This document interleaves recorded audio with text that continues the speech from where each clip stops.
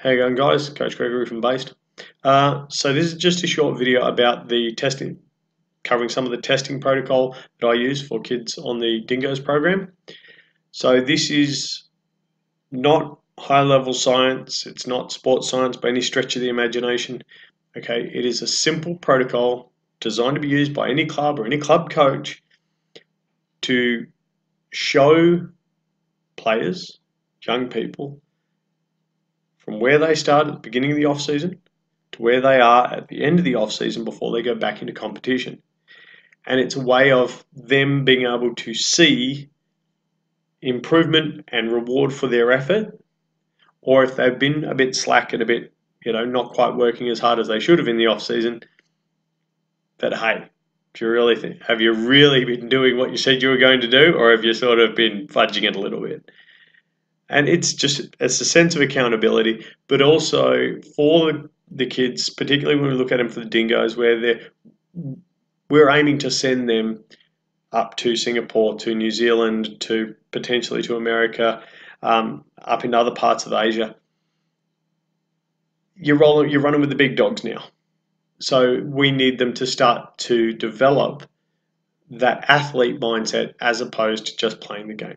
So that's what this is. Really hope you enjoy it. My email will be at the end. So if you have any questions about it or you want to have a chat, we've got some ideas, please ping us an email and yeah, that'd be fantastic. Look forward to it. All right, thanks. Hope you.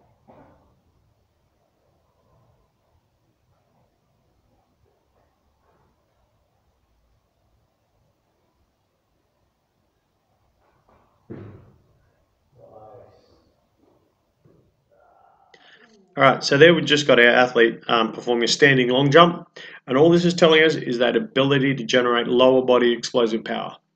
I normally give them the best of three, so we look at, because test familiarization does play a part. If you just get them to do it once, they've never done it before, they might have no idea what they're doing. So yeah, so really basic, simple as it gets, and over time, if we improve their lower body explosive power, then that number will go up. In this case, the person concerned actually racked up into the gold standard for it, and even matched up, meeting up in the upper end in the adult area as well, which is good to see. What we're looking at here is core stability and the endurance of core body muscles. Okay, so this is important. Things like snap downs and for basically holding your own when you're getting muscle around the ring.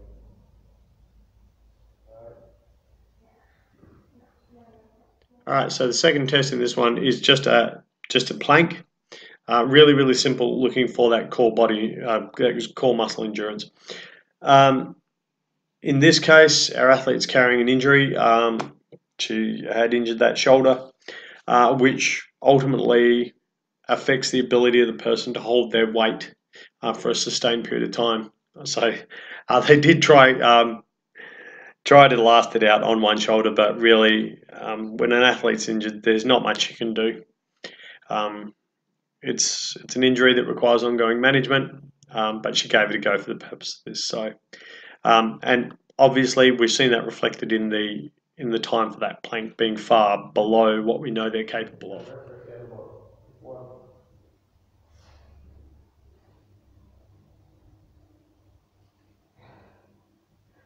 No, hold it, press the other button, reset. One doesn't go.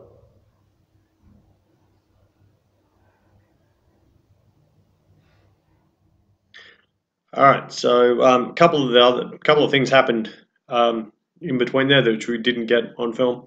Our grip strength is done with a hang, obviously unsupported, and because of the athlete's injury, they're unable to complete that task. Same with the chin-ups, which we would commonly use. Again, that the injured shoulder forces the athlete into a position where they're not able to actually perform that test. Then we've got thrusters. This was put in place of push-ups because the research doesn't support that push-ups are a relevant metric for the type of activity usually engaged in. So I've swapped this out and brought in the thrusters with 25% body weight. In this case, because of the athlete's injury, they're only using a single kettlebell off a single shoulder because obviously the other shoulder is non-functioning. But we basically brought this in because the bulk of the actions we were seeing were lower body pushing actions, and any pushing actions that revolved were occurring in an overhead position, not in the frontal plane. So they weren't actually doing the push-up action at all. Their body position was over at 90 degrees, and so the pushing action is actually occurring away from the body in an overhead direction. So this seemed like a better metric in this case. We'll see how that goes over time.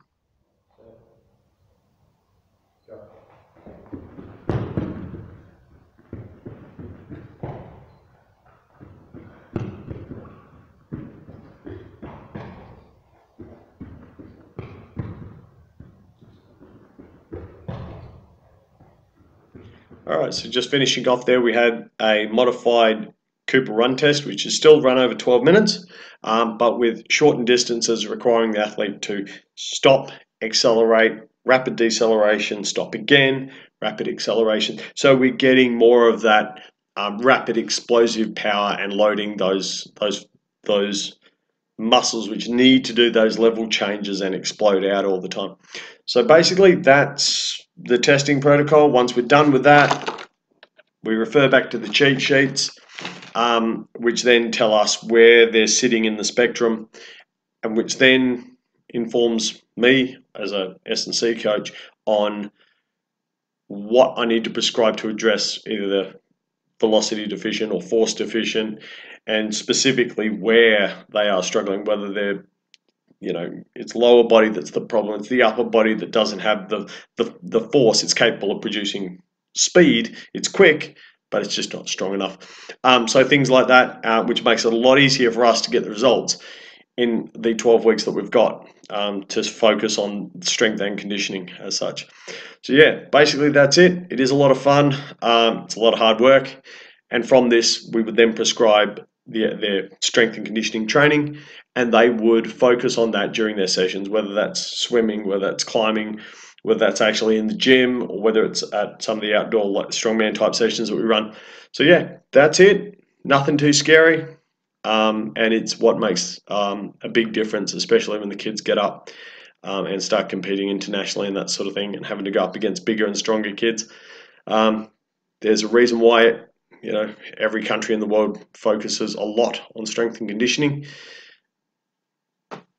Yeah, so enough said on that front. If you want to get hold of me, my email's down there, and hit us up, especially if you're getting into strength and conditioning coaching and you need a hand doing your hours, getting through some of the stuff. Let me know. I'm more than happy to help out, guys.